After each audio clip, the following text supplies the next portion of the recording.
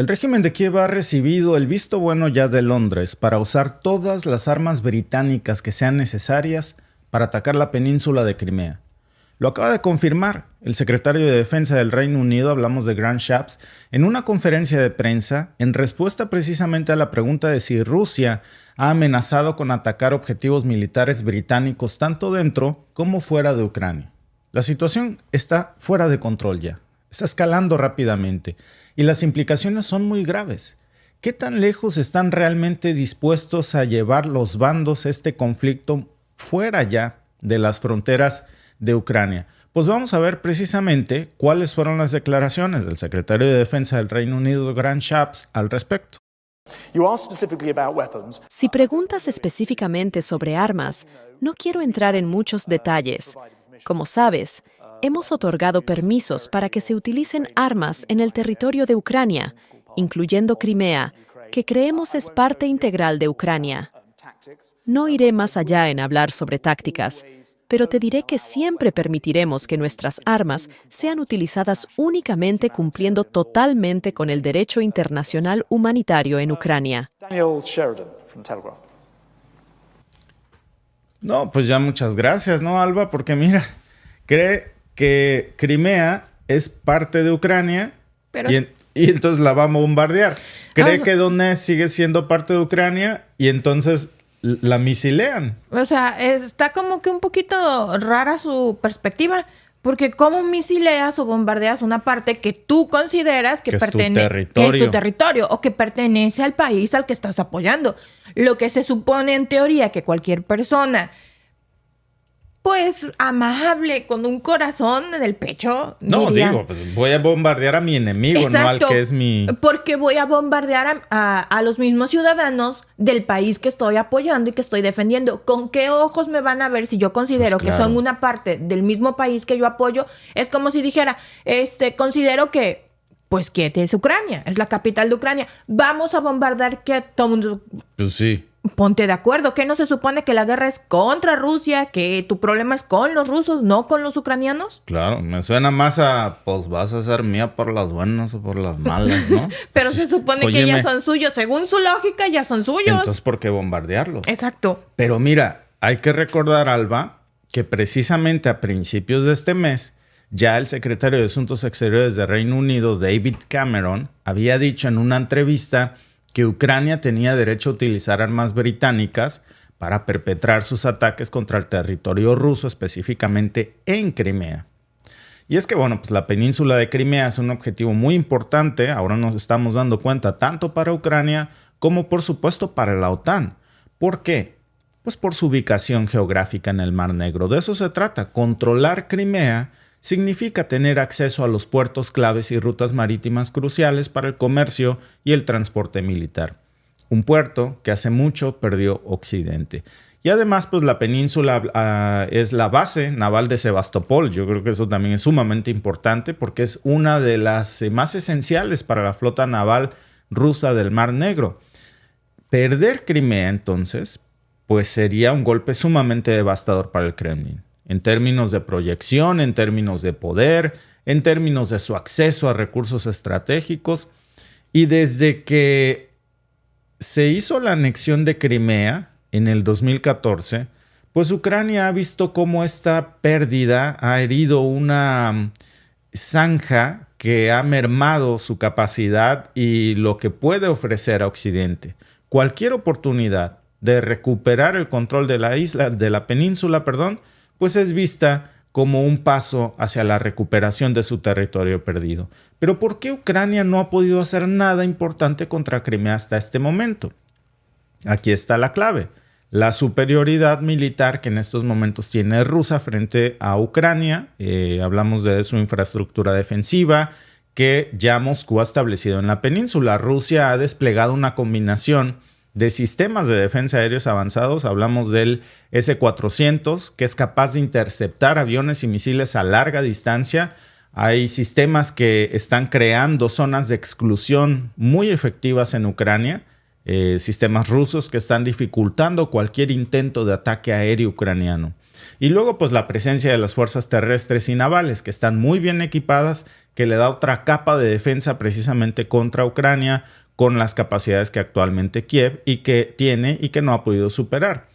¿Qué equipamiento militar? ¿De qué estamos hablando? ¿Qué es lo que Londres le podría dar a Kiev que le pudiera dar la posibilidad ahora sí de atacar Crimea?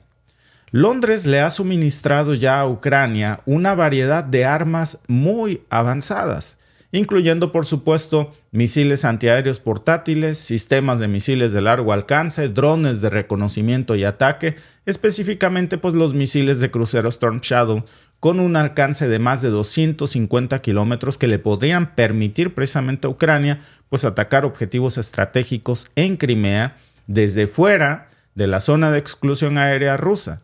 El problema es, y también la pregunta clave, si Rusia tiene el equipo necesario para neutralizar incluso los ataques que Ucrania haga con armas británicas, prácticamente Londres. La respuesta corta es sí. Rusia ha desarrollado y desplegado una serie de sistemas de defensa que son capaces de interceptar misiles de crucero y otros proyectiles, incluidos los de la OTAN, por ejemplo. Tiene el sistema del que ya hablábamos hace un momento, el S-400, que Rusia ya tiene en la península, es un sistema de defensa antiaéreo. También tiene el Pantsir S-1, que combina misiles y cañones antiaéreos, y eso le da otra capa más de defensa a la península. Y en términos de capacidades, estos S-400 pueden detectar y también pueden destruir misiles de crucero como el Storm Shadow a distancias muy largas, a distancias considerables, mucho antes de que impacten su objetivo. Este Pantsir S-1 también tiene otro escudo de protección adicional. Por si algo se le llega a escapar al S-400, tiene este refuerzo. Y entonces esta combinación de sistemas defensivos pues le está dando un paraguas de protección a Crimea que es muy difícil de burlar. Y por el lado ucraniano, pues hay drones suministrados por Occidente que han jugado un papel crucial en la identificación y en el ataque de objetivos rusos. Drones, por ejemplo, como el Bayraktar TB2, que es de fabricación turca, que ha demostrado ser muy efectivo en conflictos recientes, como por ejemplo en Nagorno-Karabaj, en donde se ayudó de estos drones para destruir una cantidad muy importante de equipos militares enemigos. Estos drones hoy están siendo utilizados pues, para ataques con mucha precisión en las defensas rusas, sobre todo intentando atacar Crimea. Pero eso, claro, también tiene riesgos enormes. Por eso es que estas declaraciones han causado una fuerte reacción en Moscú. Incluso la portavoz de la Cancillería rusa, María Zakharova, ya dijo que si este escenario se llega a cristalizar, que en el primer momento en que Londres utilice o ceda uno de estos misiles y se descubra que con esos Ucrania atacó Crimea, entonces Rusia se reservaría su derecho de responder en consecuencia, es decir, de atacar instalaciones británicas tanto dentro como por supuesto fuera de Ucrania. Y esto incluiría objetivos militares y también armas. Moscú ha dicho que estas recientes declaraciones de Cameron son una evidencia de la grave escalada y de la confirmación de la creciente involucración de Londres en las acciones militares por parte de Kiev. ¿Hasta dónde está dispuesto a llegar Rusia para responder si realmente esto sucede? Que no dudo ni tantito que va a suceder. Bueno, no es la primera vez, de hecho, que el Kremlin ha hecho este tipo de advertencias. En el pasado hay que recordar cómo ya han dicho que cualquier apoyo occidental a Ucrania pues, sería visto como una provocación directa. Y esto no solamente es una cuestión de percepción.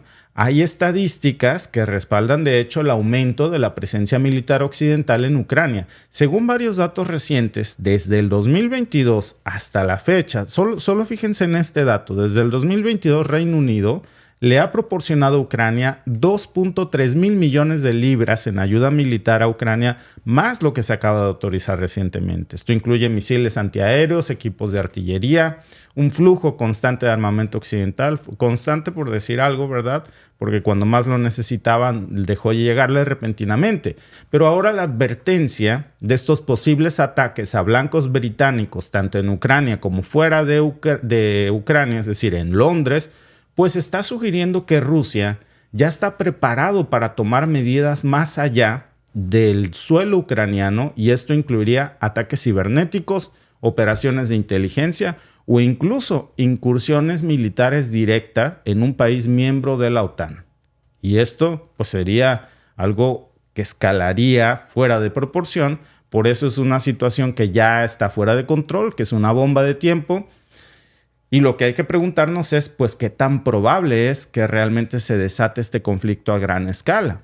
Porque según un análisis precisamente del Centro de Estudios Estratégicos Internacionales, del CSIS, el riesgo de una confrontación directa entre Rusia y la OTAN ya ha aumentado en un 25% desde que inició la guerra en Ucrania en el 2022.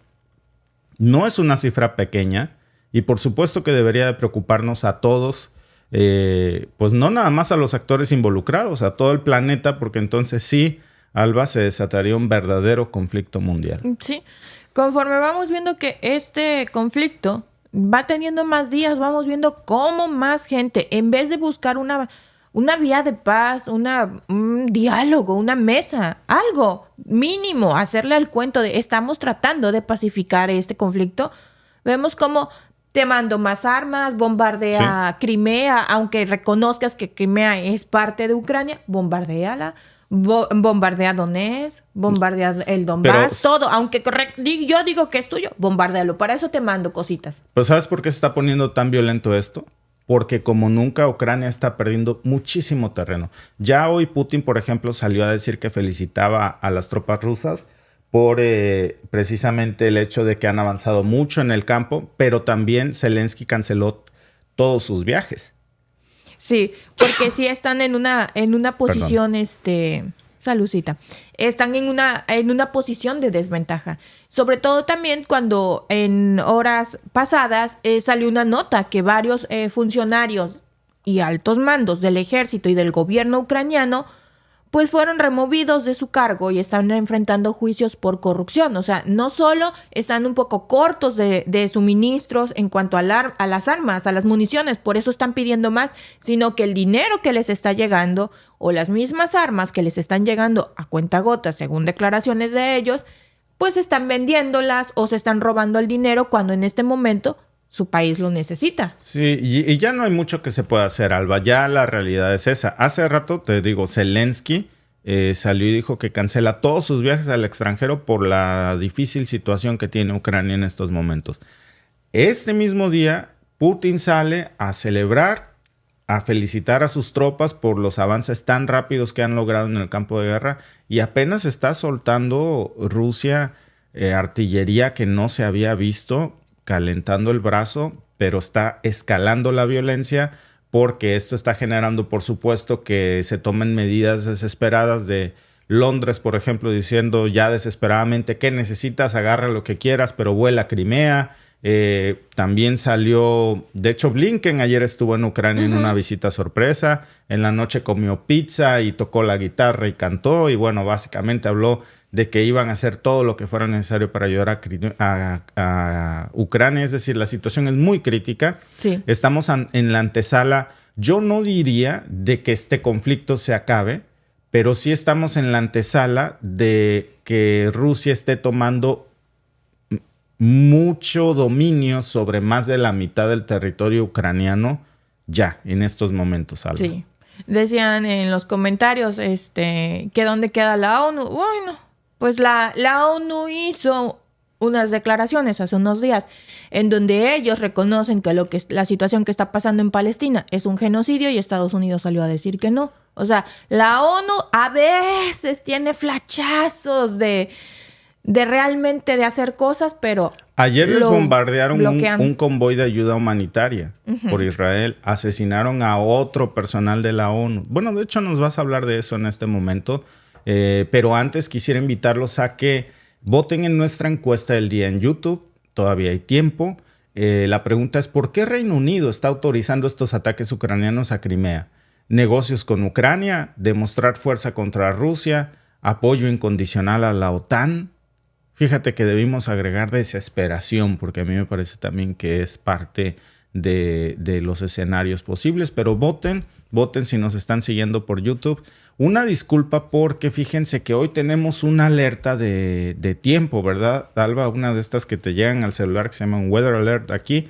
Y curiosamente es por polen. Hay una proliferación excesiva de polen y de humedad, porque claro, aquí en Canadá se congela todo y apenas sale el sol y es increíble cómo empieza a brotar lo verde en todos lados y hay una cantidad de polen que entonces tenemos aquí un poquito de alergia hoy, ¿verdad, Alba? Sí, bastante.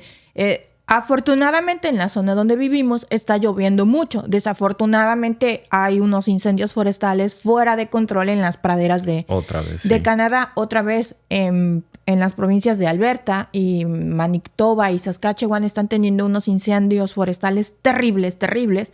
Pero en nuestra zona está lloviendo mucho. Es una zona boscosa, entonces tenemos muchísimo polen y hoy había una alerta por los altos índices de polen. Entonces sí andamos con estornudadera, pero estamos muy bien. Muchas gracias.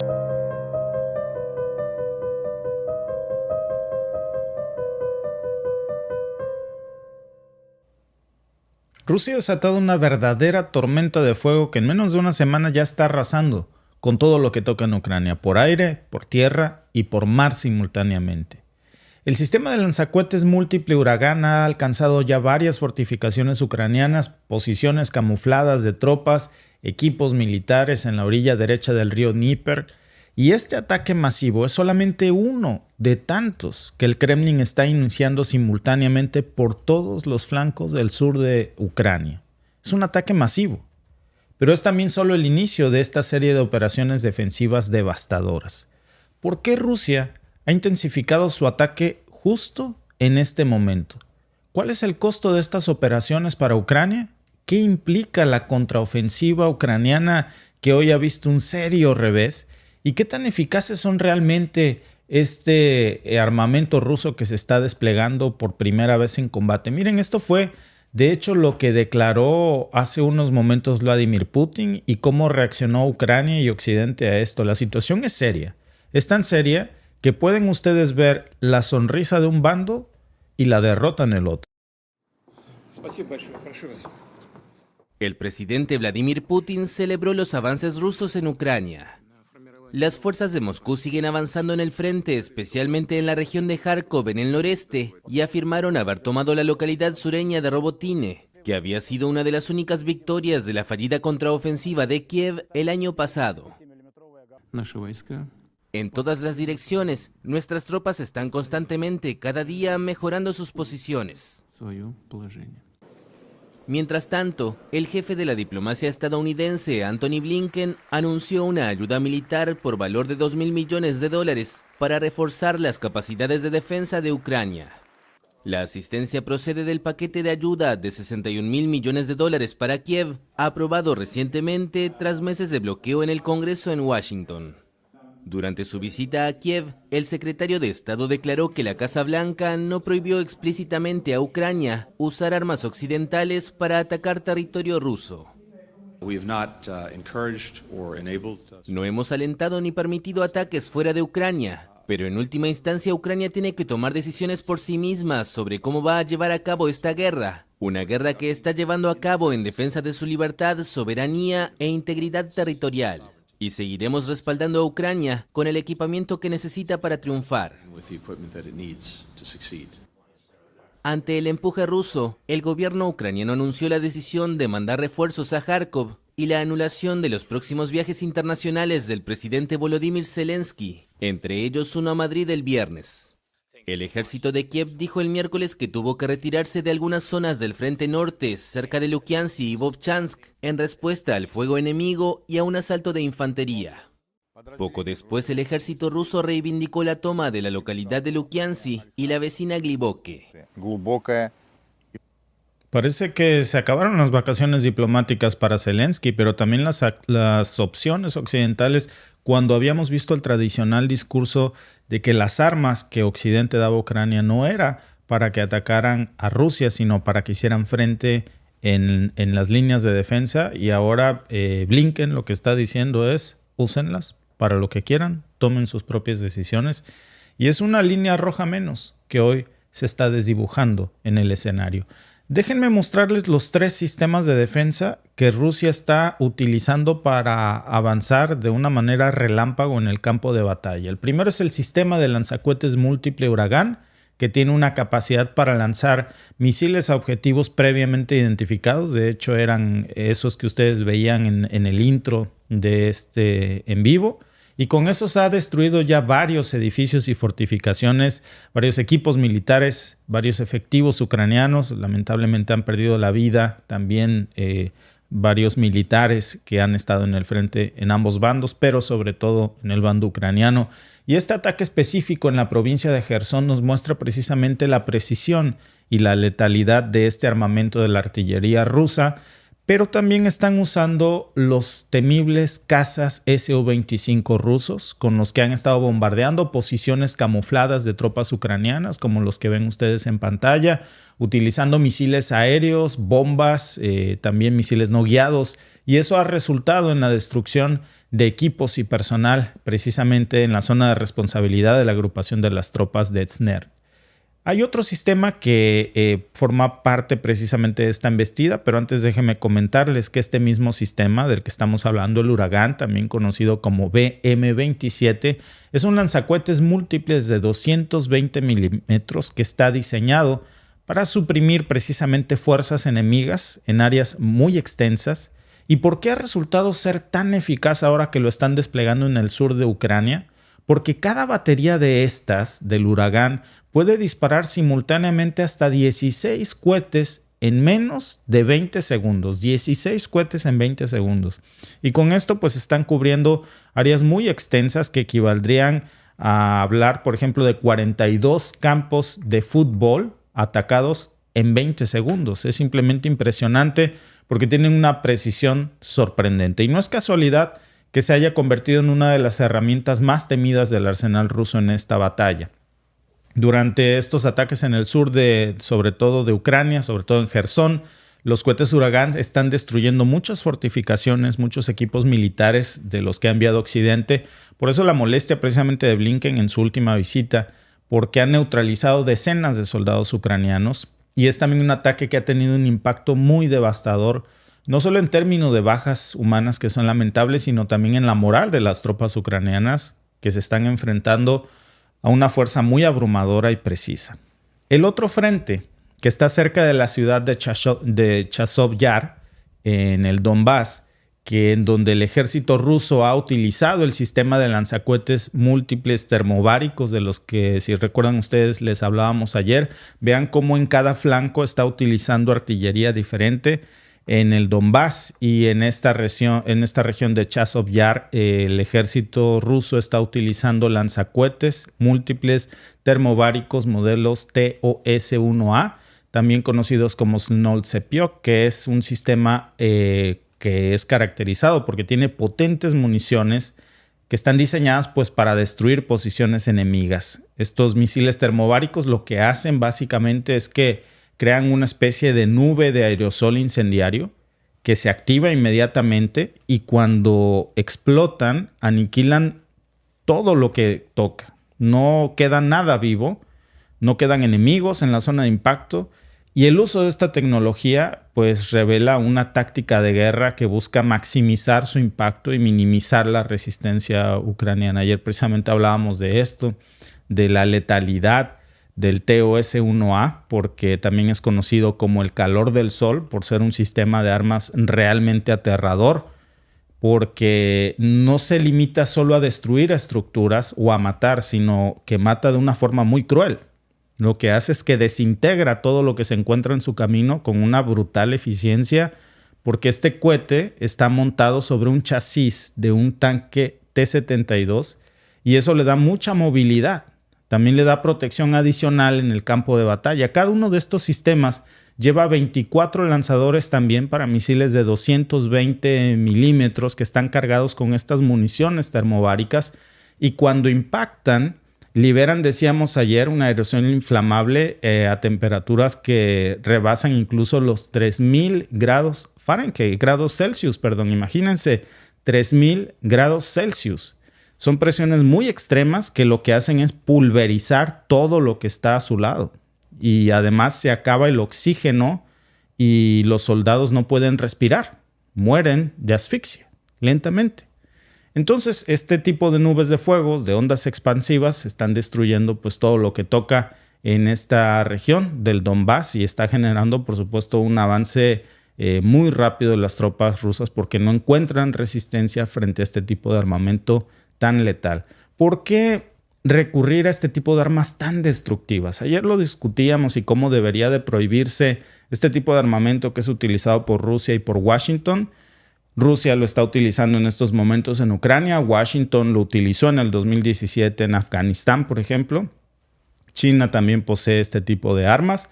Y ahora sabemos que Rusia la está utilizando pues, para romper toda la resistencia fortificada que pudiera haber detenido el avance de tropas rusas, pero con esto está abriendo un verdadero boquete en el frente de las tropas ucranianas, porque cuando se enfrentan estas posiciones bien defendidas, pues las fuerzas rusas optan por utilizar este tipo de armamentos poderosos para abrir estas brechas de defensas enemigas. No solamente es una táctica que, repito, desmoraliza al enemigo, sino que está causando un verdadero terror en el frente de batalla.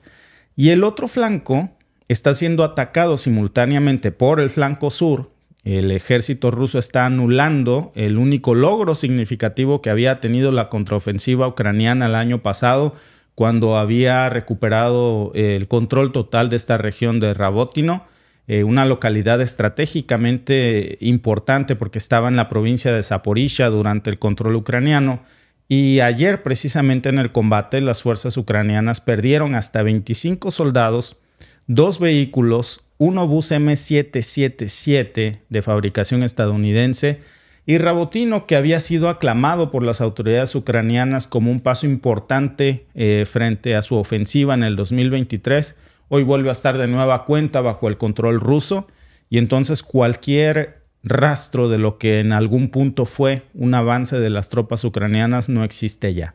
Rabotino no era solamente un punto en el mapa para Ucrania, era un símbolo de un éxito, si queríamos pequeño, pero un éxito que habían tenido frente a las tropas rusas y pues hoy ya se ha borrado ese recuerdo del mapa precisamente y estamos viendo pues cómo cada metro ganado puede perderse rápidamente bajo el fuego enemigo. El presidente de Ucrania, Volodymyr Zelensky, también reconoció que la situación en la provincia de Kharkov y en otras 5 zonas del frente en estos momentos es extremadamente difícil para las Fuerzas Armadas ucranianas, lo que nos quiere decir que seguramente en las próximas horas van a perder otras 5 regiones en Ucrania, que van a pasar al lado ruso, y mientras esto sucede, pues ya vieron en el video cómo Putin ha asegurado que las tropas rusas están mejorando sus posiciones cada día en todas las direcciones del frente, incluso salió a agradecer a los comandantes por su desempeño, y en medio de todos estos desarrollos, vale la pena analizar lo que veíamos hace rato, que eran las palabras de Antony Blinken,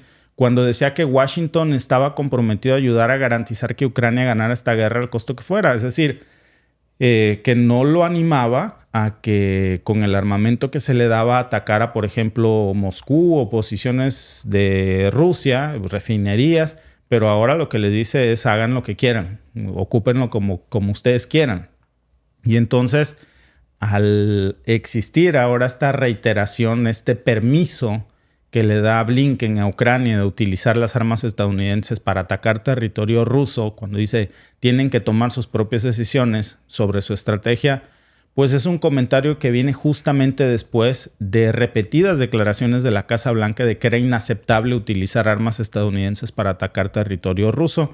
Zelensky se había quejado porque decía que con esa atadura era muy difícil presentar avances en el frente de batalla, pero lo que seguramente va a generar es una escalada muy grande, porque si ya estamos viendo el uso de armas termobáricas, si ya estamos viendo que Rusia está usando las temibles FAB-500, pero también tiene las FAB-3000, por ejemplo, en masa, pues por cada ataque que Kiev haga a territorio ruso va a ir escalando el uso de otro tipo de artillería letal y va a ir subiendo de nivel la destrucción masiva y solo va a llevar esto a un endurecimiento precisamente en el sufrimiento del campo de batalla. Y por otro lado, pues también está Reino Unido. Esta mañana precisamente hablábamos de esto, que le está permitiendo a Ucrania utilizar todas sus armas para atacar Crimea.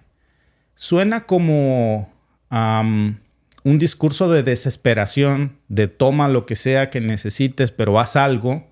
Grant Shapps, en la mañana mostrábamos incluso sus declaraciones del secretario de Defensa británico, cómo Básicamente lo que decía es: lo que ocupes de aquí agárralo, pero haz algo ya, ¿no? Aunque sea vuélales un puente, una refinería. Y esto pues va a generar reacciones más agresivas. No solamente contra lo que se intenta en Crimea, sino la represalia. Es como pensar que le estás pidiendo a tu amigo que vaya y le tire piedras a un panal y después que se quede ahí, sin que esperar que va a haber una reacción en consecuencia por eso. Definitivamente, y más si es un panal de abejas africanas. Y mientras esto pasa, pues las fuerzas rusas están fortaleciendo sus posiciones, están avanzando en múltiples frentes, están utilizando una combinación de artillería pesada, de ataques aéreos, de tácticas de desgaste para mantener la presión sobre las fuerzas ucranianas. Y con cada día que pasa, la situación en el terreno se está volviendo más crítica para Kiev. Las implicaciones de estos movimientos militares pues están cambiando definitivamente el escenario geopolítico, los mapas del mundo también. Y estamos viendo que yo no digo que Zelensky no haga nada, que lo mejor es que depongan las armas, pero sí creo que ante tanta destrucción y ante lo que es una evidente derrota, ya debería de estar comenzando a ver no una escalada en el conflicto que solo va a generar más pérdida de vidas humanas, sino una mesa de diálogo, al menos una negociación de paz, al menos una posibilidad para que este conflicto deje de escalar. Pero me parece que no hay comprensión en Zelensky de que esto solo va a generar destrucción cuando tus cuates te dicen: mira, ten más piedras, pégale al panal. ¿Qué esperas? Claro. Va a generar más destrucción, va a generar más dolor contra los civiles ucranianos, que son realmente las víctimas en todo esto. Porque Zelensky, mucho se ha dicho que si los negocios, que los intereses que lleva, sí, pero la gente de a pie, la gente que está sufriendo la pérdida de los soldados, la pérdida de su casa, la pérdida de toda una vida, por decisiones mal tomadas o por seguir los consejos de naciones en donde ha sido un gran negocio invertir en la guerra en Ucrania, porque ningún soldado de los países occidentales ha muerto. Cuando se oyen esas declaraciones y cuando empiezas a ver todo lo que hay detrás, dices: claro, ha sido un gran negocio para la industria armamentista. Ellos no han perdido un ser amado, ellos no han perdido un padre, una madre, un hijo, no han perdido su casa. Al contrario, se han inflado los bolsillos del dinero que proviene de la desgracia de otra gente, que su único pecado fue vivir en Ucrania, en donde ahora hay un juego de intereses de gente muy poderosa.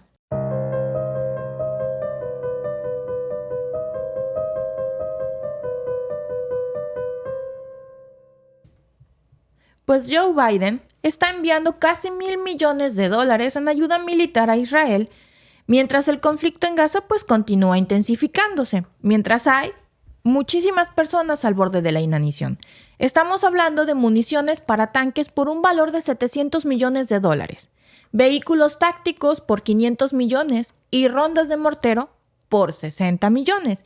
Y esta ayuda no es inmediata, es un compromiso a largo plazo. Pero ¿qué dice el momento en que se anuncia? Porque ahora, la semana pasada Biden pausó un envío militar a Israel. ¿Y por qué ahora lo despausa? ¿Qué mensaje está enviando Estados Unidos? ¿Está apoyando la guerra de Israel o no? Bueno, pues las declaraciones oficiales no aclaran nada. Según ellos, rechazan la idea de genocidio en Gaza, pero siguen armando a Israel. La misma ONU salió y dijo que era genocidio y ellos dicen que no. Bueno, pues la inconsistencia en la política de Biden es completamente alarmante. La semana pasada pausó un envío de bombas de 2,000 libras porque no deberían caer en ciudades densamente pobladas. Pero parece que disparar desde tanques, eso sí está bien, eso no pasa nada. Ahora, mientras los tanques israelíes avanzan a Rafah y miles de civiles huyen, Biden aprueba más armas. ¿Qué está pasando aquí? ¿Por qué este cambio tan repentino? Bueno, pues la respuesta podría estar en la política interna de Estados Unidos. Las protestas en universidades han presionado a Biden, pero a medida que disminuyen, porque pues ahora hay represión, parece que regresa a su postura habitual. Primero analicemos la pausa en el envío de bombas. La lógica detrás de no lanzar bombas en áreas densamente pobladas es clara: minimizar el daño colateral y proteger a los civiles, supuestamente. Pero, ¿realmente se logra este objetivo si se continúan proporcionando otras armas? Disparar desde tanques en zonas residenciales sigue siendo devastador. No me van a decir que son cosquillas. ¿Cuántas vidas civiles se ponen en riesgo con cada proyectil? Miles de personas en Rafah están huyendo de sus hogares buscando refugio en un lugar que probablemente tampoco sea seguro. El desplazamiento masivo de civiles es una crisis humanitaria que se agrava día con día. Entonces, ¿por qué Biden aprueba más armas ahora? La respuesta no es sencilla, pero podemos considerar varios factores. Las protestas en universidades han jugado un papel muy importante. Durante semanas, estudiantes en todo Estados Unidos han salido a las calles expresando su descontento con la política exterior de su país, contra la política de Biden, especialmente en relación con el conflicto con Gaza. Estas protestas crearon una presión inmediata sobre la administración de Biden, pusieron los ojos sobre ellos y decidieron tomar una acción visible, como pausar el envío de bombas y hacerlo público. Sin embargo, las protestas han comenzado a disminuir. Y es temporada de graduaciones y muchos estudiantes están ocupados celebrando y empacando sus pertenencias, lo que reduce la intensidad de las manifestaciones y es momento en el que podemos mover las cartas realmente, pues Biden al parecer responde a la presión inmediata. Cuando las protestas eran fuertes, pausó el envío de bombas, pero ahora con menos presión en las calles, parece que vuelve a su política habitual de apoyo a Israel sin importar más nada. ¿Es esto una estrategia consciente para calmar las aguas mientras se mantiene una relación estratégica con Israel? Es muy probable, pero esta táctica también tiene sus propias consecuencias. Un informe reciente del gobierno de Estados Unidos encontró que el uso de armas americanas por parte de Israel era inconsciente contra la ley internacional. ¿Pero qué significa eso exactamente? Bueno, que Israel no respeta en absoluto el derecho internacional y aún así Biden, el promotor de los derechos humanos, sigue enviando armas. ¿Está intentando apaciguar a su base electoral mientras mantiene a Israel como un aliado estratégico? Bueno, la presión de sus rivales también es un factor. Los grupos judíos y los republicanos critican cualquier restricción en el apoyo militar a Israel. Veamos más de cerca este informe. Cuando se dice que el uso de armas es inconsciente con la ley internacional, estamos hablando de una violación directa a los principios que rigen los conflictos armados. El derecho internacional humanitario, especialmente las convenciones de Ginebra, establecen normas claras sobre la protección de civiles y la conducción de hostilidades.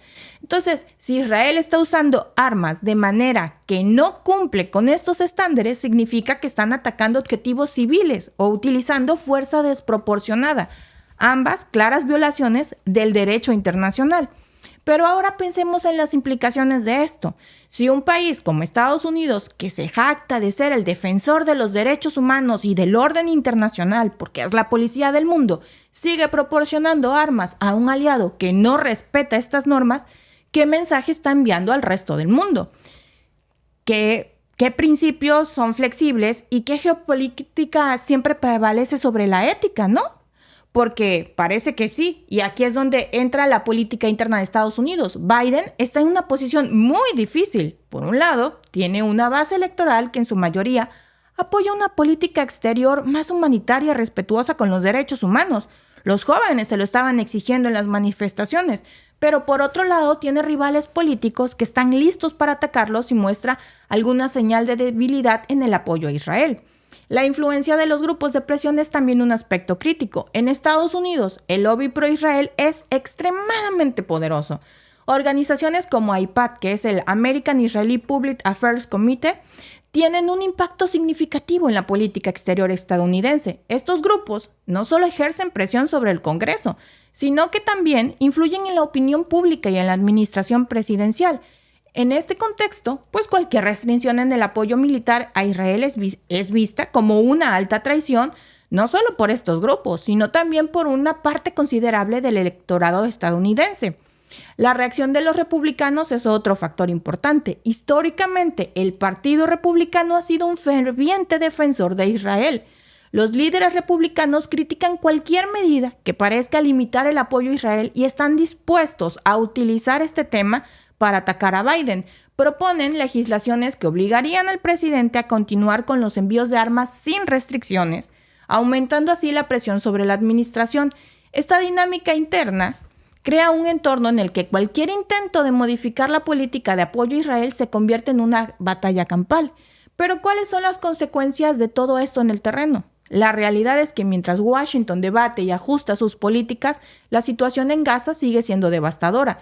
Las armas que Estados Unidos envía a Israel se utilizan en un conflicto donde los civiles son los más afectados. Los bombardeos, los enfrentamientos y los bloqueos están llevando a una crisis humanitaria sin precedentes. La infraestructura de Gaza está colapsando. Los hospitales están desbordados y la escasez de alimentos y medicinas es alarmante.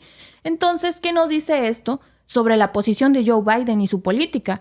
A pesar de las palabras y los gestos y supuestamente su apoyo a Israel, que es inquebrantable, que eso es innegable, pausa un envío de armas para calmar las aguas y al electorado y ganar popularidad, pero aprueba un paquete mucho mayor poco después. Esta ambigüedad y falta de consistencia no solo nos muestran su verdadero rostro y contribuyen al sufrimiento de Gaza. ¿Podemos esperar un cambio real en la política de Estados Unidos hacia Israel y Palestina? Por ahora, la respuesta parece ser un no, a menos que las protestas vuelvan a las calles y los estudiantes le exijan pues que pare esta masacre, porque están atentando contra un pueblo de mujeres y de niños sin armas, pero sí con mucha hambre. Y fíjate, Alba, que es tan delicado hablar de este tema, tan delicado. Hay un comentario aquí que digo, me parece realmente fruto de la ignorancia, pero cuando yo veo este tipo de cosas como ustedes, supongo que quiso escribir, odian a Israel, me parece tan desafortunado porque jugar en esa línea tan crítica como no poder opinar sobre un genocidio étnico bajo la excusa de que fueron mártires en algún tiempo y hoy están haciendo lo mismo de lo que se quejaban, pues, y jugar con esta palabra que aquí no pueden usarla, el antisemitismo, porque repito, Palestina, lo hemos dicho y lo diremos hasta el cansancio, es un pueblo semita. Entonces, atentar contra un pueblo semita como Palestina es antisemitismo. Acabar con la gente de Palestina es antisemita. O sea, es lo mismo. Y no se trata porque, a ver, mi querido Cuellar, Eusebio, hablábamos precisamente la semana pasada de cómo un grupo muy importante de judíos llamados Rabinos por la Paz, precisamente fue a Palestina a llevarles comida. Y les decíamos en la mañana, ¿por qué? Simplemente cierra tus ojitos, Eusebio, y piensa qué hubiera hecho Jesucristo si crees en Jesús. Seguramente hubiera hecho eso, llevar comida al necesitado. Pues eso hicieron los rabinos judíos. ¿Y sabes en dónde están? En la cárcel. En la cárcel porque es un crimen darle pan al necesitado bajo los ojos de Netanyahu. No bajo los ojos de los rabinos judíos. Son dos cosas muy diferentes. No nos confundamos. Claro. Y bueno, regresando al tema que importa realmente, Alba, que es este doble rasero tan preocupante, porque la semana pasada apenas parecía que había un poco de avance. Bien lo decías tú, Biden parece reaccionar ante la presión más inmediata. Pensó que era la de su electorado, mandó a reprimir esas protestas con el FBI, con detenciones policíacas en Nueva York y casi en todo Estados Unidos, y cuando medio se calma, entonces envía otro paquete de ayuda armamentista más grande que el que suspendió. Y entonces, te mando el doble. Sí, si me estabas diciendo la semana pasada que Israel violó el derecho humanitario con las armas que tú le enviaste, explícame por qué le mandas más. Entonces, todo pierde credibilidad cuando me dices que Norcorea no puede mandar armas a Rusia. ¿Por qué no? ¿Por qué no? Porque Rusia las usa ¿para qué? Para matar gente. ¿Israel para qué las usa? Para lo mismo. No, y es que partiendo de la lógica con nuestro amigo, imagínense que hace unos años hubiéramos dicho lo que estaba haciendo el pintor austriaco contra el pueblo judío, justamente contra ellos. Entonces empiezas a mostrar lo que está haciendo el pintor austriaco y viene alguien a decirte, es que tú odias a Alemania. No, señores, no se confundan. Una cosa es el país y otra cosa son las acciones de la gente desalmada. No hay que comparar un pleito. Hay que entender, aquí hay gente inocente, tanto del lado israelí como del lado palestino. Hay israelíes que no están de acuerdo con las decisiones que está tomando Netanyahu. Tanto es así que ahí están los rabinos por la paz. Rabinos, que si no sabes, son judíos, que son los representantes en las sinagogas. Y ellos, reporteros estadounidenses también fueron detenidos ahí. Ellos que están siguiendo lo que realmente creen en ayudar al necesitado, que no están de acuerdo con que pague la gente inocente por otros que son los que hicieron el daño. Es como si dijéramos, es que todo Israel es culpable. No, jamás.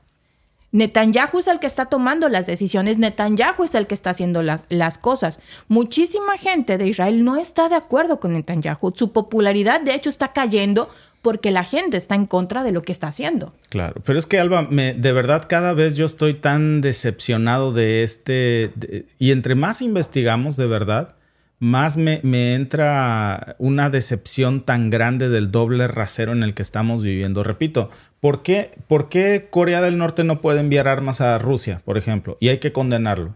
Porque las utiliza para una guerra. ¿Y qué está haciendo Estados Unidos enviándole armas a Israel? Sin una regulación del derecho humanitario, sin siquiera respetar las propias reglas que hasta Estados Unidos pone, que son mínimas, con un doble rasero, y ni esas respeta y no le hace caso y le manda más.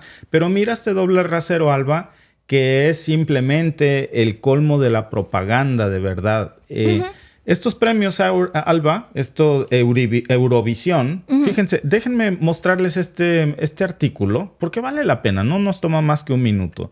¿Por qué Eurovisión no veta a Israel, pero sí a Rusia? Es un festival, ¿ok? Y entonces este festival ha autorizado la participación de Israel a pesar de las peticiones de vetarlo por su invasión a Gaza. Parece un criterio diferente al que aplicó con Rusia, porque Eurovisión vetó a Rusia porque invadió Ucrania. Pero a pesar de que le pidieron que hiciera lo mismo con Israel, no. Israel está entre los primeros 10 del concurso, Alba. Claro. La cercanía de Israel con Occidente y su peso económico en Eurovisión explican esta incongruencia. La participación de Israel en Eurovisión se ha convertido en la mayor polémica de la edición de este año. Varios artistas pidieron vetar al país debido a la catástrofe humanitaria que están viendo en pantalla, generada por la ofensiva israelí en la Franja de Gaza. Los representantes de Finlandia e Islandia llegaron a amenazar con renunciar si Israel forma parte del festival. Pues háganle como quieran, renuncien si quieren, Israel va y Rusia no. Esas muestras de rechazo se han hecho evidentes ya durante el concurso. El pasado martes, el artista sueco de origen palestino Erik Satie exhibió un pañuelo palestino en las semifinales. Asimismo, la representante irlandesa denunció que la organización había censurado sus mensajes pro-palestinos durante la gala. Censura.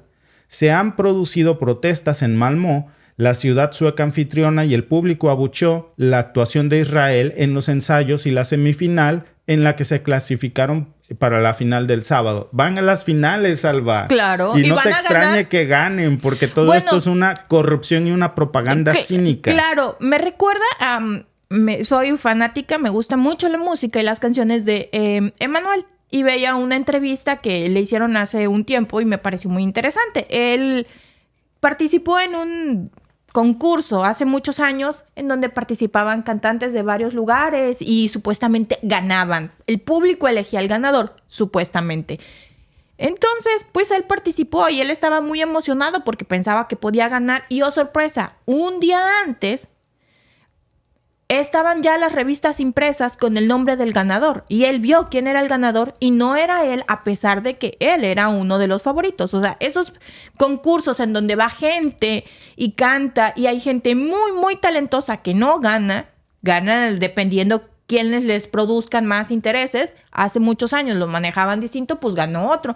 Pero esos están súper amañados. Luego, si te fijas, siempre juegan mucho con los sentimientos mostrando. Si tienes una historia conmovedora, aunque no cantes, te van a hacer ganar. No, Alba, pero por lo menos eso se trataba de poner a un artista que ni talento tenía para borrar a los que sí. Esto se trata de una propaganda barata para que nos pongan frente a nuestros ojitos lo que estas élites quieren que compremos. Mira, pese a las presiones, la Unión Europea de Radiodifusión, que debería llamarse la Unión Europea de Propaganda, la organizadora del evento, ha aprobado la presencia de Israel en el certamen. La autorización llegó después de que la organización bloqueara 2 de las canciones propuestas por Israel por su contenido político, porque aludían al ataque de Hamas del 7 de octubre. Pero mira, esta es la mejor parte. Israel sí, Rusia no. Las razones de Eurovisión.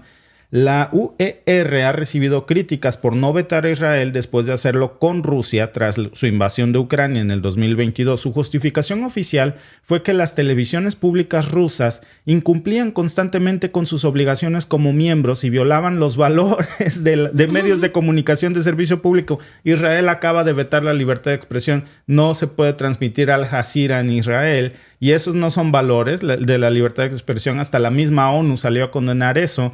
Según la UER, las emisoras rusas fueron suspendidas por las injerencias del gobierno ruso y por contribuir a la desinformación sobre la guerra en Ucrania. Mira qué chulada. La Unión utilizó un argumento parecido para suspender a Bielorrusia en el 2021, acusando en su gobierno de interferir en la libertad de prensa y en la democracia, pero se callan con el asunto tan polémico de Al Jazeera. Sin embargo, otras razones han motivado este cambio de criterio. Una de las más destacadas es el peso económico de Israel en el festival. El patrocinador oficial de Eurovisión es nada más y nada menos que Moro Canoil, una empresa israelita de cosmética. Claro. Y además Israel presenta un mercado fundamental para el certamen porque cuenta con una de las audiencias más fieles. Durante la última edición superaron el 50% de la cuota de pantalla, mientras España o Alemania no llegaron al 40%. Pues claro. Bienvenido a la democracia. Así es, dice nuestro amigo José Bello. También ustedes solo hablan sin H de Israel, porque no hablan sin H de Hamás, que no ha entregado a los rehenes. Ellos no quieren la paz, porque no han entregado a los secuestrados. Bueno, querido José Bello, ¿sí sabes que ha habido diálogos y mesas para intentar un alto al fuego e Israel no ha querido hacerlo? Han intentado mediar para que haya un alto al fuego y mediar con Hamás para que entregue a los secuestrados, pero Israel ha recrudecido los ataques. Bueno, yo creo que no lo sabes. Hay que leer un poquito. Pues que lo vas a ver, si no sabes escribir, hablan con H. Ay, perdón, amigos, pero es que a veces...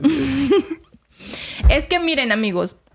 Ya no vaya a perder los estribos, mejor. Lo peor es cuando mezclamos la religión con la geopolítica y luego queremos parafrasear la Biblia. Y les voy a dar un consejo. De verdad, lean la Biblia. No esperen a que nadie se las cuente. Léanla. En la Biblia no hay errores ni horrores ortográficos. Entonces, si realmente leemos la Biblia, vamos a aprender a discernir, vamos a aprender muchas cosas y entre ellas a escribir. Ortografía. Entonces, leer la Biblia. O realmente, lo que sea que quieran leer, cualquier libro. No, pero ok, yo entiendo que sean muy devotos, que tengan una fe muy fuerte. Léanla, pero realmente léanla. No esperen a que el vecino se las cuente. No. Ustedes léanla y van a ver cómo mejora mucho su capacidad de leer, su capacidad ortográfica, de leer todo. Van a ver que van a ser mucho mejores personas, un poco más cultas, porque la Biblia enseña muchas cosas. Aparte de religión, van a aprender mucho. Sí, de verdad no tiene faltas de ortografía. ¿No? La Biblia es sabia, hay que leerla. Exacto, o sea, léanla. No es antisemita, como dice la ley 9060 que acaba de autorizar el Congreso, que dice que el Nuevo Testamento es antisemita. Sí. No lo es. No lo es, pero de verdad, pónganle atención a cada palabra que está en la Biblia y van a aprender a escribir mejor, porque no hay una sola falta de ortografía.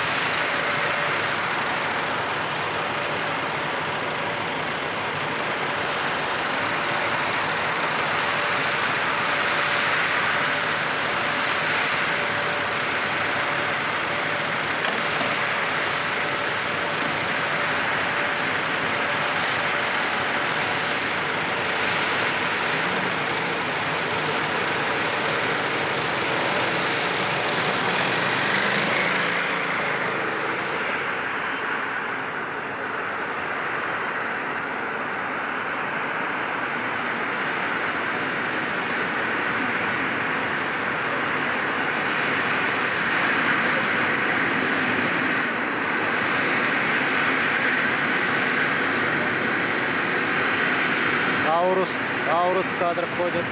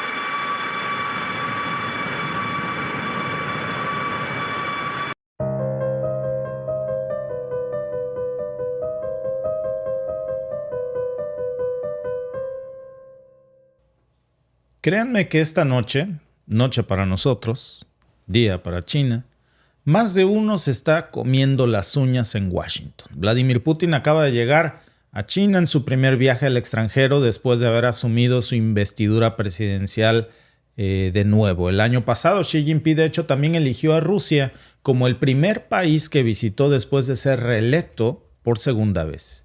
Este encuentro entre dos de los líderes más poderosos del mundo no es una casualidad. Es un movimiento estratégico que podría tener repercusiones globales, especialmente para Occidente. Putin y Xi se están reuniendo en estos momentos para discutir una amplia agenda de cuestiones de la versión pública, cooperación, alianza estratégica, unir fuerzas en un momento en el que ambos países enfrentan crecientes tensiones y un enemigo común, Occidente. Durante la visita de Putin, ambos líderes abordarán en detalle toda la gama de lo que tiene que ver con cuestiones de asociación integral, de cooperación estratégica, identificando las direcciones claves para un, dicen, ulterior desarrollo de la cooperación práctica entre Rusia y China. Van a intercambiar también puntos de vista sobre las cuestiones internacionales más relevantes y finalmente, oficialmente, van a firmar una declaración conjunta y una serie de documentos bilaterales. Pero ¿qué hay de lo que no se dice públicamente y todos sospechamos que van a platicar en estos momentos? Un enemigo común, una guerra que se aproxima, el nacimiento de un orden multipolar. Y fíjate, Alba, que antes de entrar en los detalles, me llamó mucho la atención el comentario, no de uno, de varios de nuestros amigos que están en el chat, que decía: ¿alguien nota la pequeña diferencia de cómo recibieron hace un momento a Putin a cómo recibieron a Biden o a Blinken en su última visita? Claro, hay una gran diferencia. Putin ha sido un aliado para Xi Jinping, ha sido un socio. En cambio, Biden ha llegado con sus ínfolas de yo soy superior y tú me obedeces, tú eres mi subordinado, como llega a muchas partes del mundo. Blinken llegó amenazando. Si no lo arreglas tú, lo resuelvo yo, le dijo. Sí, claro. Y luego, si también se acuerdan, cuando Putin fue a Arabia Saudita, sí, a Emiratos Árabes Unidos, ¿recuerdan el espectacular desfile que le hicieron? Literalmente echaron la casa por la ventana, aviones, vallas de camellos, una cosa impresionante. Lo recibieron con todos los honores. En cambio, cuando fue Biden, fue algo, yo me imaginaba, honestamente yo esperaba lo mismo, dije, porque es como que el recibimiento que ellos hacen para los jefes de Estado. Sobre todo para alguien a que le vendes tanto petróleo, exacto, ¿no? Yo dije, lo van a recibir igual, porque pues es como que la manera en la que ellos reciben a los jefes de Estado, y es una manera, pues obviamente para nosotros es completamente muy distinta, pero es una manera muy bonita. Y nada. Casi que le abrieron la puerta de la cocina y le dijeron, pues por aquí entre. Pásale, está abierto. Pásale, sí, o sea, fue digamos que con el protocolo, pero con el mínimo aceptable para no verse mal siendo educados, pero con el mínimo. Y con Putin dijeron, es que es compa, échale los aviones pues, y los camellos. Una enorme diferencia. Sí. Y ahora lo que están discutiendo está manteniendo con un nivel de tensión muy alto en estos momentos. No solamente a Washington, por supuesto, a los países miembros de la OTAN, a los países miembros del G7, porque van a cubrir varios aspectos, como la firma de estos documentos, que no es un mero formalismo, no es algo de, bueno, van a refrendar lo que todos ya sabemos, que siempre hay una buena relación entre China y Rusia. Esta vez va mucho más allá, va más en serio. Cada acuerdo esta vez tiene el potencial de redefinir las relaciones comerciales y las relaciones estratégicas entre estos países, pero apuntando precisamente a sus desafíos frente a las sanciones occidentales. ¿Qué tipos de acuerdo vamos a ver aquí? ¿De qué estamos hablando? Por supuesto, hablamos de temas, el militar ni se diga, pero hablamos de cooperación energética, con Rusia, por supuesto, proporcionando petróleo y gas a China, hasta proyectos tecnológicos conjuntos y de cooperación militar. Estas alianzas no solamente le van a ofrecer a Rusia y a China individualmente un beneficio, sino que también les van a permitir presentarse unidos como un solo frente contra las sanciones de Washington y contra las presiones occidentales. ¿Por qué es tan importante esta visita? Porque está reflejando un fortalecimiento precisamente de las relaciones que tienen Rusia y China en un momento geopolítico cada vez más tenso. Recordemos que no hace ni un mes, Blinken acaba de estar precisamente en ese aeropuerto, pero con un recibimiento muy diferente, exigiéndole a Xi Jinping una cosa, que dejara de cooperar con Rusia en enviarle principalmente componentes militares. Dice que China es su cómplice en la guerra y que esto debe parar. Y dijo, si no lo paras tú, lo paro yo. Y Xi Jinping dijo, pues páralo tú si puedes. Este no es un acercamiento que sea fortuito ahora. El hecho de que después de la visita de Blinken, a las 3 semanas después de su reelección, llegue Putin con un recibimiento tan distinto, pues es una respuesta estratégica a la creciente presión que ambos países están sintiendo por parte de Occidente. Ahora hay una cooperación entre Moscú y Pekín que se está intensificando en los últimos años, particularmente en áreas clave, repito, como la energética, pero también como la defensa militar y la tecnología orientada también a fines militares. Tan solo en el 2023, el comercio entre China y Rusia alcanzó un récord de $146 mil millones y eso pues nos habla de que tienen una interdependencia que les ha permitido darse el lujo de burlar todas las sanciones occidentales y no solo eso, de hacer que en el caso de Rusia su economía crezca más que las del propio G7. Este tipo de colaboraciones, principalmente en proyectos energéticos como el gasoducto Fuerza de Siberia, nos muestra cuán importante es China como socio comercial para Rusia en términos energéticos, porque es clave. ¿Qué buscan lograr con esta nueva alianza que va más allá de la alianza común que han tenido? Están replanteando los términos de este frente común que lideran, no solamente que tienen ellos, que lideran en organizaciones ya muy poderosas como los BRICS, para contrarrestar, por supuesto, la influencia de Estados Unidos y sus aliados, y Rusia y China comparten intereses comunes en desafiar una economía, un orden internacional dominado por Occidente.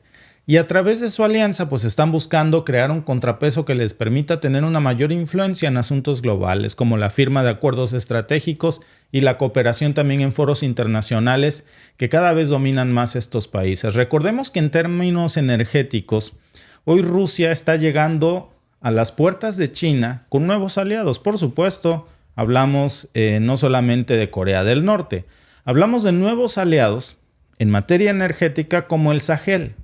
Putin lleva en la bolsa al Níger y lleva en la bolsa a otras regiones del Sahel que antes estaban bajo el control de Francia y de Occidente y ahora tienen acuerdos de cooperación estrechos con Rusia. Hablábamos ayer de cómo incluso la base 101 estadounidense del Níger fue evacuada y ahora esa base la están ocupando tropas estadounidenses en un área que era importantísima para el control de la producción de uranio. También ellos son aliados potenciales de China, porque China depende mucho de muchos de estos componentes como el níquel, por ejemplo, el uranio, para la producción de autos eléctricos en el tema del níquel, para las baterías. Y es crucial lo que hoy lleva a Putin a las puertas de Xi Jinping. Hoy ya no está recibiendo solamente al aliado ruso. Hoy está recibiendo Xi Jinping al aliado ruso que además controla el Sahel y que está extendiendo su área de influencia cada vez más.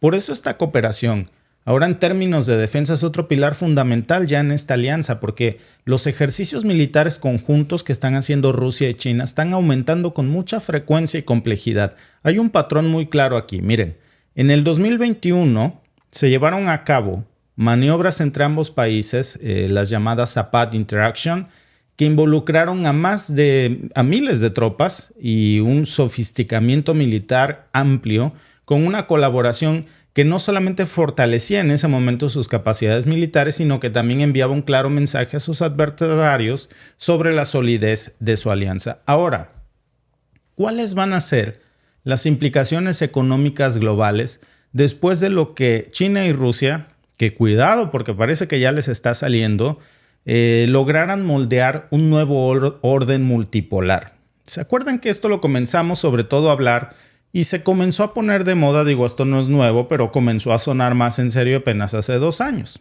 Después de la pandemia, Occidente y todos los medios occidentales decían, el nuevo orden multipolar que plantea Rusia y China es probable en 50 o 100 años. Pues ya llegó, ya se está configurando y está compitiendo con las economías del G7.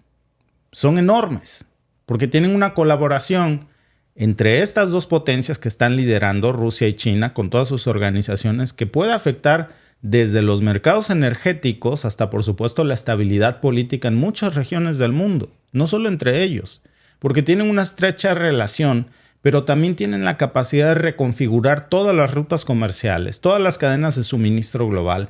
Por ejemplo, miren, la iniciativa de la Franja y de la Ruta de China, que busca crear precisamente una red global de comercio e infraestructura que se beneficia de la participación rusa. Rusia, por ejemplo, obtiene acceso a nuevos mercados y oportunidades de inversión, y esto pues les permite mitigar todavía más el impacto de las sanciones occidentales. Por eso es que a Rusia no le han golpeado esas sanciones en términos económicos. Esa es la realidad.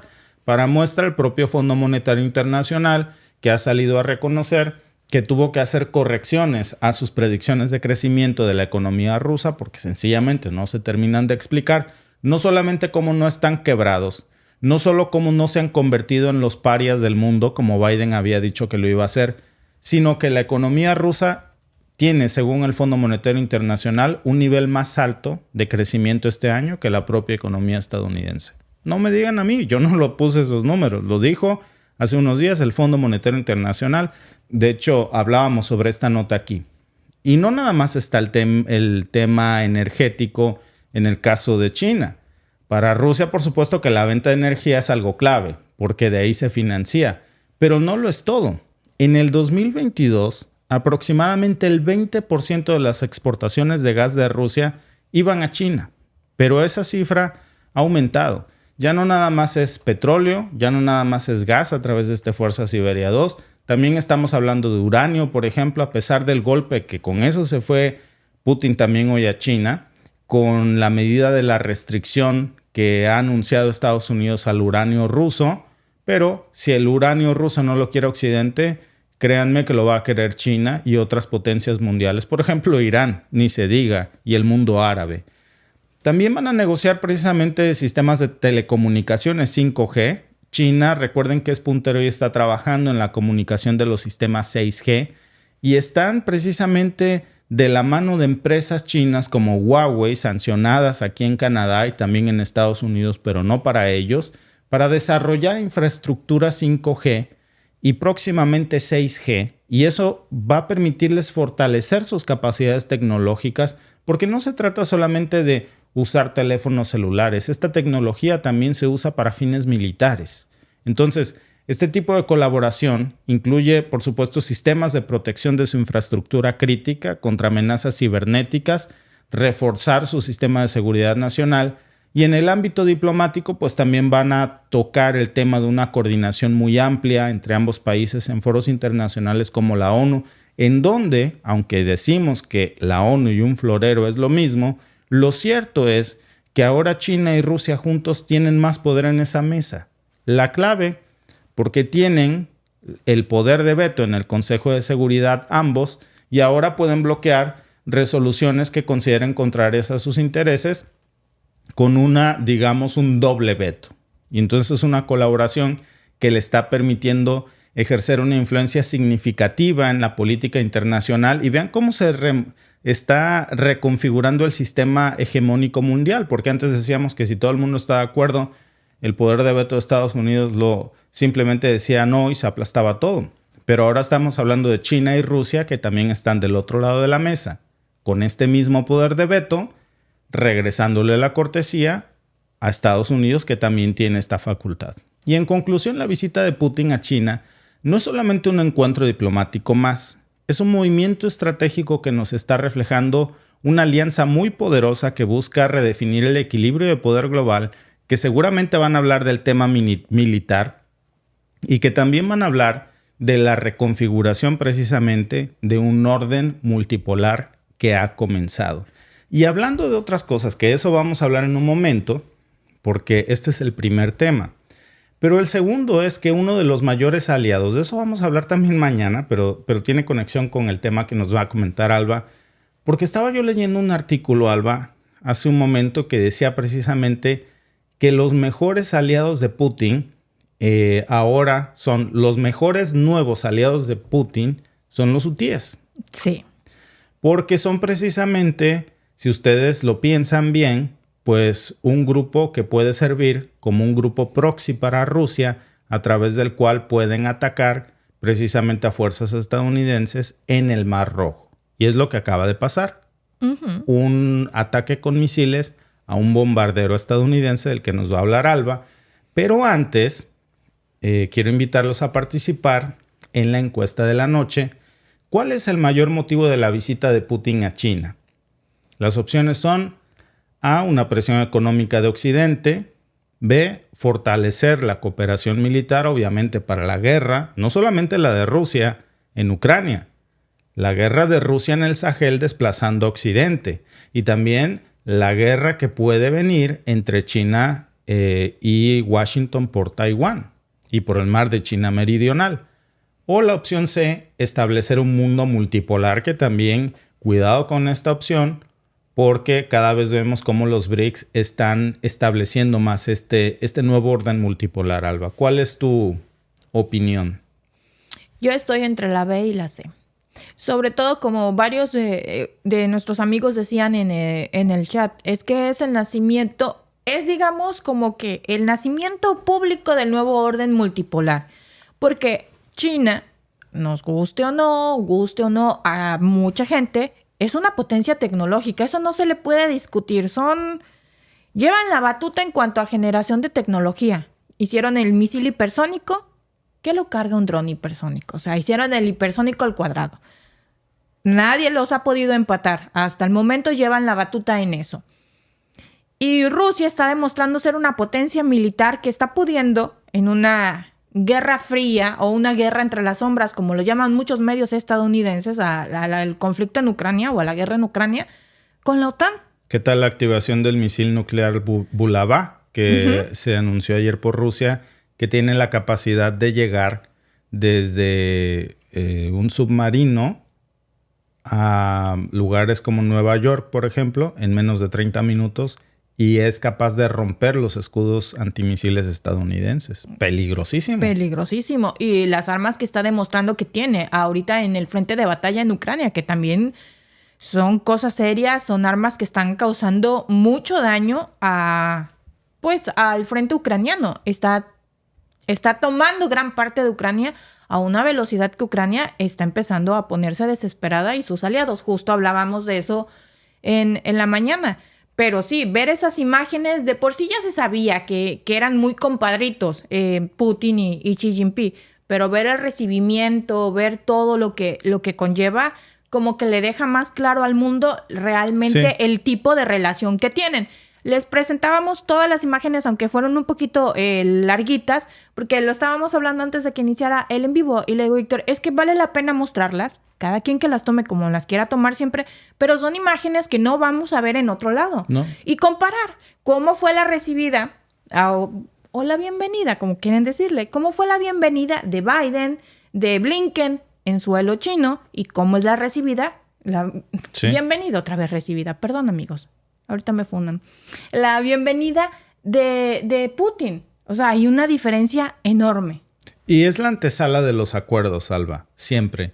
La manera en la que se reciben, la diferencia de recibimientos es la antesala de lo que veíamos con la llegada de Blinken en un ambiente de mucha tensión, en donde iban a sacar chispas. Desde antes de que llegaran, Blinken llegó desenvainando el machete y dijo: hay varios reclamos para Pekín, básicamente. Si no lo arreglan ellos, lo arreglamos nosotros y les exigimos que dejen de proporcionarle a Rusia ayuda militar. Todavía ni siquiera aterrizaba Blinken en ese aeropuerto, cuando ya había salido un alto funcionario chino a decir que exigían respeto y que China no iba a obedecer órdenes de nadie. Claro. O sea, ya desde antes de que llegara, ya eso ya estaba saliendo mal. Sí. Por la manera en la que llegas. Claro, pateando latas antes de llegar. También, si se acuerdan... Como si ya llegó su patrón, ¿no? Ajá. Ábranse. Iba a decir una mala palabra. Casi parece que se bajó del avión Blinken diciendo: no sabes ni con quién te metes. Sí. Yo trabajo en la Casa Blanca. Mi tío es Joe Biden. Sí, ¿no? Soy el dedo chiquito de Joe Biden. Sí. Hubo una diferencia de recibimientos enormes y es la antesala precisamente de los acuerdos que pueden salir de aquí. Además es natural, digo, cada quien tiene sus aliados. Obviamente, cuando Biden va a Reino Unido, pues lo reciben con honores. Claro, echan la casa por la ventana. Pregúntame si le abren la puerta a Putin. No. Pues no. Bueno, ¿recuerdas cuando vino Putin a Estados Unidos? Sí. Fue un recibimiento... Pero en otras épocas, cordial. No en las épocas de... No. Ahorita que vino, que le dijo dictador, que apenas Xi se dio Jinping, la vuelta. Xi Jinping. ¿Qué dije? Putin. Perdón, sí. Amigos. No, Xi Jinping, sí, pero Jinping, te entiendo. Cuando vino y recién había costado mucho recibir a Xi Jinping, arreglar esa reunión. Todavía ni bien se iba y Biden diciéndole dictador. Hasta el Blinken. El Blinken puso su cara de: ay, ya lo volvió a regar. Otra vez voy a tener que agarrar. Prepárenle, échenle gasolina al avión porque me tengo que otra vez ir a China. Preparen la guitarra. Señor Blinken, pero ya está arreglado. ¿No viste que ya la regó otra vez? Ponle gasolina a eso, que ya nos vamos. Y echen mi guitarra porque le voy a hacer un concierto. Guitarra porque voy a pasar a comer pizza a Ucrania. Sí. Sí, pasó ayer. Ayer fue Blinken a echarse unas rolas porque toca la guitarra. Fue el espectáculo de medio tiempo de la guerra, Blinken. ¿Dónde están mis 61 mil millones? Espérate, te voy a cantar unas rolas. Luego hablamos de Hotel eso. California. Sí, Hotel California. Después hablamos del dinero. El tucanazo. La chona. Nunca le habló de los 61 mil millones de dólares, nada más le dejó 2,000. Pero bueno, la es un propina. Abono.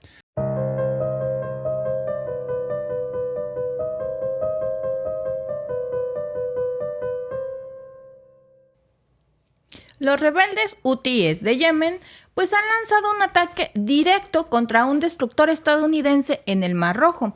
Varias fuentes confirmaron que el USS Mason fue blanco de misiles navales lanzados por los hutíes, marcando un nuevo y muy peligroso capítulo en la creciente tensión en esta región. Este incidente ocurrió apenas hace unas horas y nos muestra la capacidad y determinación que los hutíes tienen para golpear objetivos de alto perfil pues en apoyo a sus aliados palestinos. ¿Por qué los hutíes decidieron atacar ahora? ¿Podría este ataque desencadenar una respuesta militar más amplia por parte de Estados Unidos? Bueno, pues hasta ahora hay dos versiones completamente diferentes, ya saben. Siempre que pasa algo, todo el mundo cuenta cómo lo vio. Por un lado, pues están los hutíes, que dicen que llevaron a cabo un ataque de impacto certero contra el destructor estadounidense. Literalmente ellos dijeron Mason y su nombre es USS Mason. en el Mar Rojo con varios misiles navales. Según esto, lo informaron ellos en un comunicado oficial. Pero Estados Unidos lo niega. El mando central estadounidense pues anunció una versión muy diferente. Ellos reportaron enfrentamientos con misiles balísticos antibuque y drones yemeníes la noche de este lunes, y aunque destruyeron con éxito un sistema aéreo no tripulado en la zona controlada por los hutíes en Yemen, eso es lo que ellos reportan. Pero ¿qué hacen estos buques estadounidenses tan lejos de casa en una zona tan conflictiva? Bueno, pues para entenderlo tenemos que considerar la importancia estratégica del Mar Rojo. Esta vía marítima es crucial para el comercio del mundo. Conecta el Océano Índico con el Océano Mediterráneo a través del Canal de Suez. Aproximadamente por aquí pasa el 10% del comercio mundial, que incluye pues grandes cantidades de petróleo y de gas, que es lo que mueve al mundo. ¿Se imaginan el impacto si esta ruta se viera interrumpida en todo el mundo? Lo que pasaría. Bueno, es por eso que la presencia de buques de guerra en esta zona no es una casualidad. El USS Mason, que es un destructor de la clase Arleigh Burke, que es un buque altamente sofisticado, equipado con avanzados sistemas de radar, misiles defensivos y por supuesto ofensivos, y la capacidad para operar una guerra electrónica. Es sumamente imponente este buque. Es una piedra angular de la Marina de Estados Unidos, no es cualquier cosa. Y siempre lo mandan para operaciones de control y de protección marítima. Su presencia en el Mar Rojo, pues, está por la necesidad de asegurar que esta vital ruta comercial esté un poco más segura, así como también proteger a los aliados regionales y disuadir las actividades hostiles. Ahora hablemos del ataque hutí. Los rebeldes hutíes pues han demostrado una capacidad sorprendente para desarrollar y utilizar tecnología avanzada a pesar de tener múltiples limitaciones impuestas por los bloqueos y por la guerra en Yemen. Los misiles balísticos antibuque que utilizan y que utilizaron en este ataque son un claro ejemplo de esto. Se trata de misiles diseñados específicamente para destruir grandes embarcaciones que son capaces de recorrer largas distancias y que están equipados con sistemas guía muy avanzados. En esta ocasión, pues los hutíes lanzaron el misil desde una ubicación en Yemen donde ellos tienen el control absoluto y apuntaron directamente al USS Mason, una demostración clara pues de la capacidad ofensiva que tienen. Los drones, por otro lado, pues son una herramienta cada vez más común en todos los conflictos. Estos dispositivos pues son relativamente económicos y son muy fáciles de operar y pueden ser utilizados tanto para misiones de reconocimiento y de espionaje y también como de ataques directos. En este caso, el sistema aéreo no tripulado fue detectado y fue destruido por las fuerzas estadounidenses antes de que pudiera alcanzar su objetivo. Y esto pues nos muestra la capacidad defensiva que tiene este buque, sino también pues la creciente amenaza que representan los drones en los conflictos que hay en el momento. Pero ¿por qué los hutíes están tan decididos a desafiar a Estados Unidos? Bueno, pues parte de esta respuesta se encuentra en la compleja red de alianzas y de conflictos que caracterizan a la región. Los hutíes, que han estado en guerra con el gobierno reconocido internacionalmente de Yemen y una coalición liderada por Arabia Saudita desde el año 2015, pues reciben apoyo de Irán. Y esta relación pues complica aún más el escenario, ya que cualquier acción de los hutíes puede ser vista como un movimiento indirecto de Irán contra los intereses de Estados Unidos y contra todos los aliados en la región. Y como ya sabemos, pues Irán anda muy movidito en la zona. La advertencia del portavoz militar de los hutíes, Yahya Hasare, de que sus fuerzas atacarán objetivos que el enemigo ni siquiera haya imaginado, es una clara señal de que este conflicto podría intensificarse más. La referencia a la defensa de Gaza y las causas palestinas pues añade aún una capa más a este problema. Ellos están buscando legitimar sus acciones con el contexto de resistencia más amplio.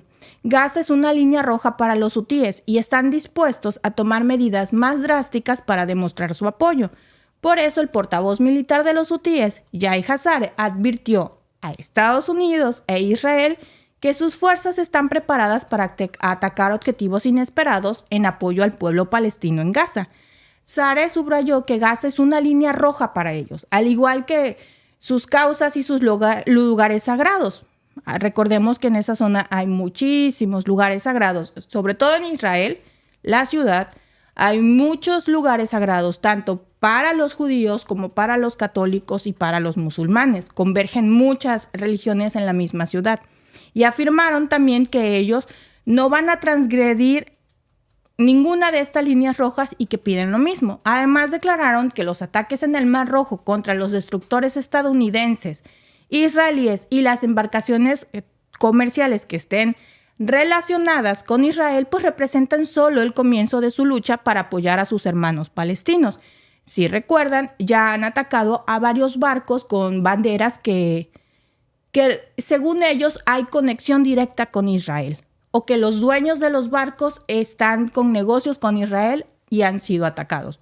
Y este ataque pues podría ser interpretado como un movimiento estratégico para desviar la atención o como una demostración de fuerza también. Sin embargo, pues la pregunta que surge aquí es ¿cuál será la reacción de Estados Unidos y de sus aliados?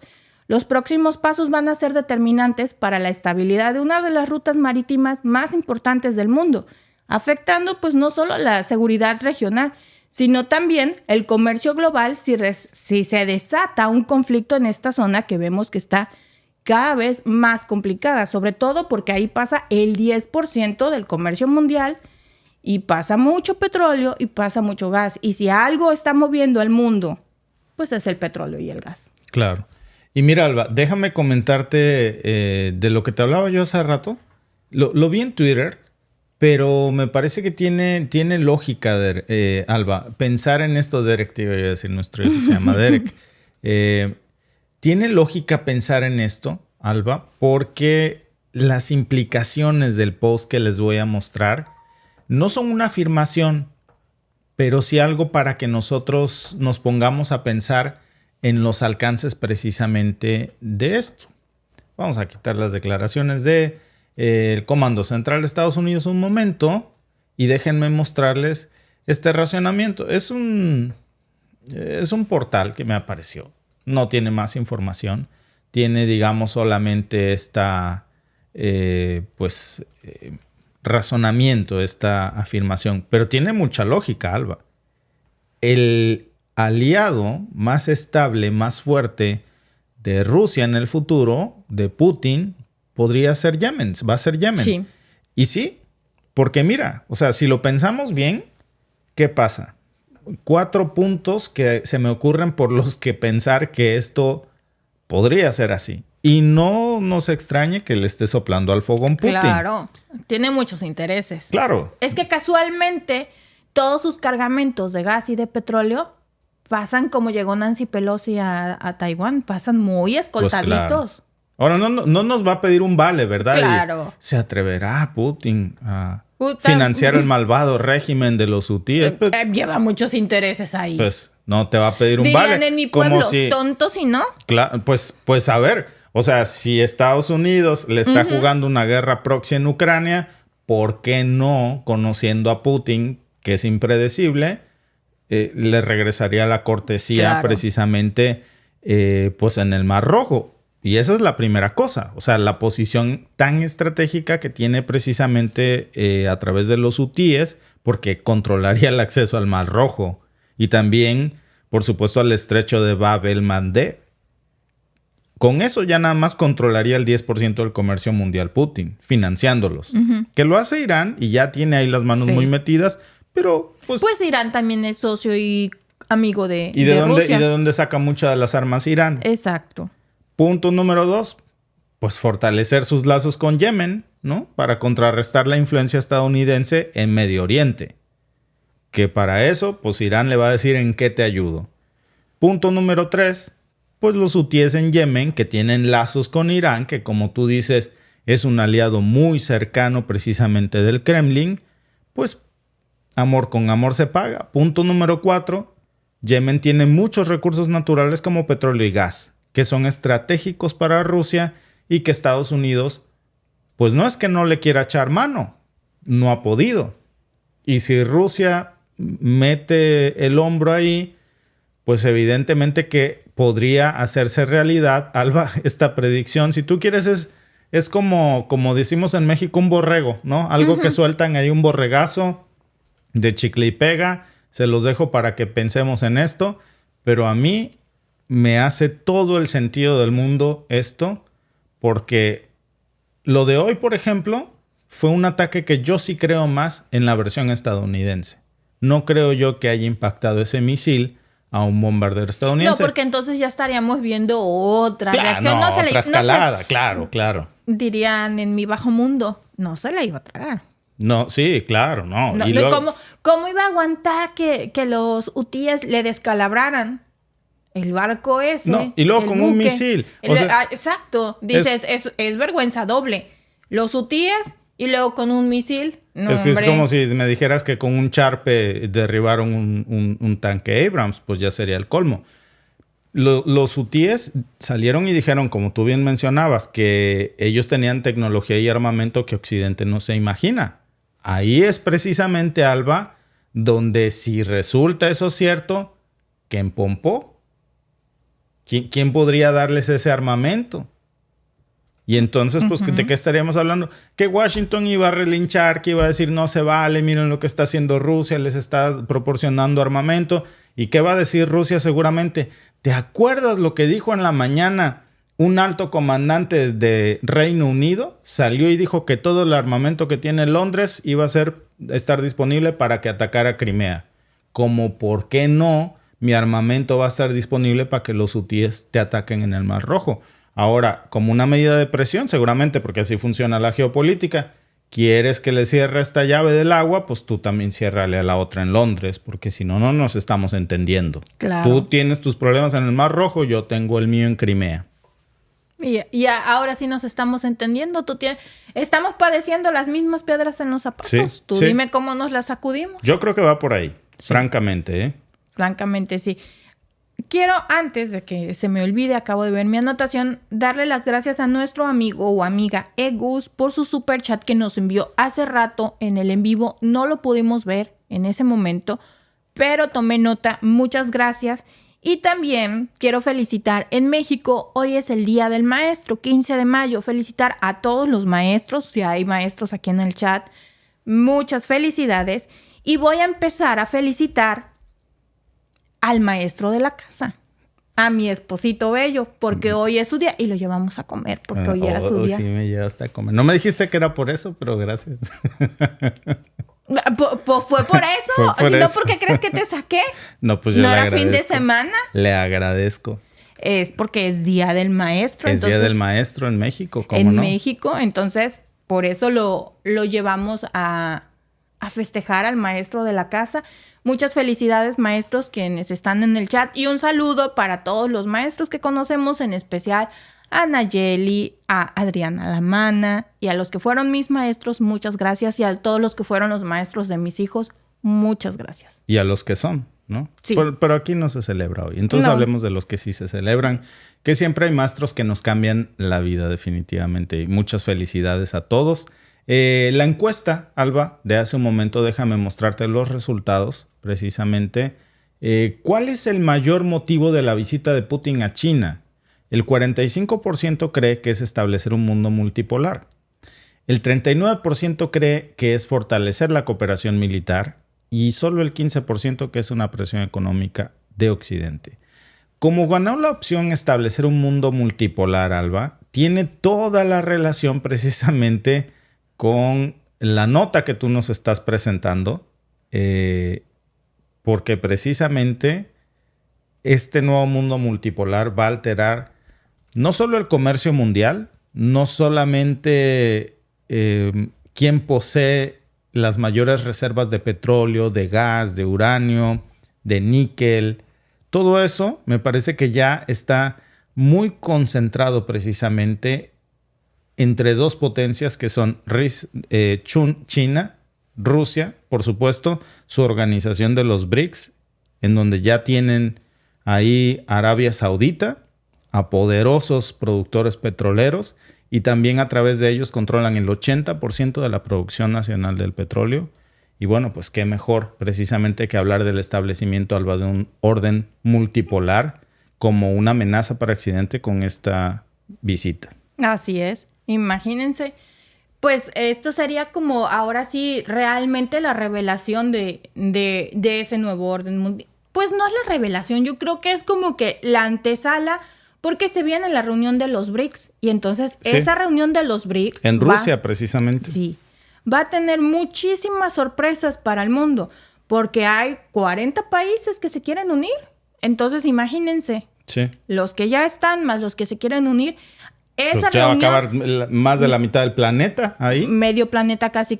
Entonces, ahí sí va a ser el nacimiento del nuevo mundo multipolar. Y ahora, en esa reunión. Imagínate, Alba, una reunión del G7, que antes eran 8, ahora son 7. Antes estaba Rusia, ya no, obviamente. Cada vez se va haciendo más chico.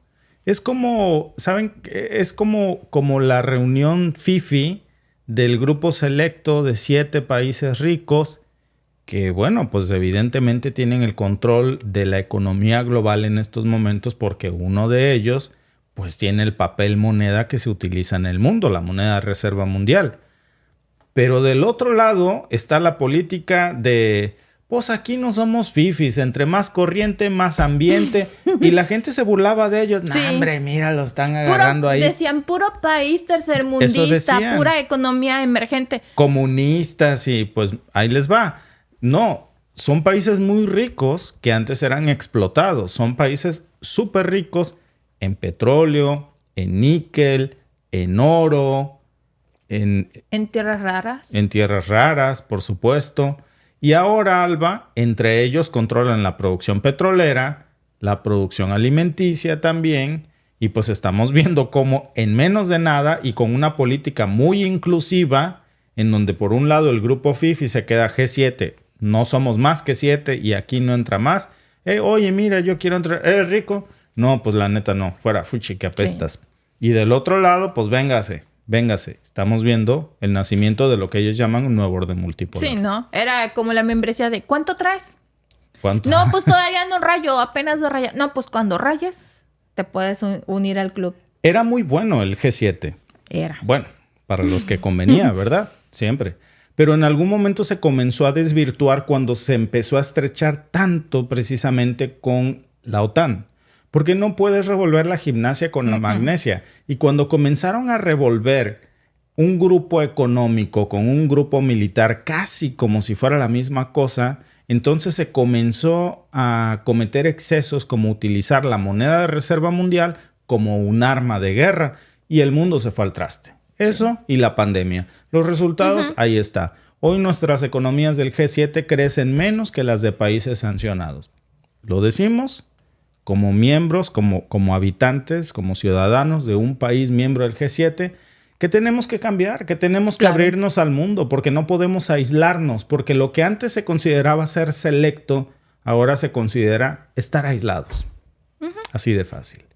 Amigos, muchas gracias por unirse a nuestros podcasts del día y nos vemos mañana, si Dios nos lo permite. Hasta mañana. Adiós.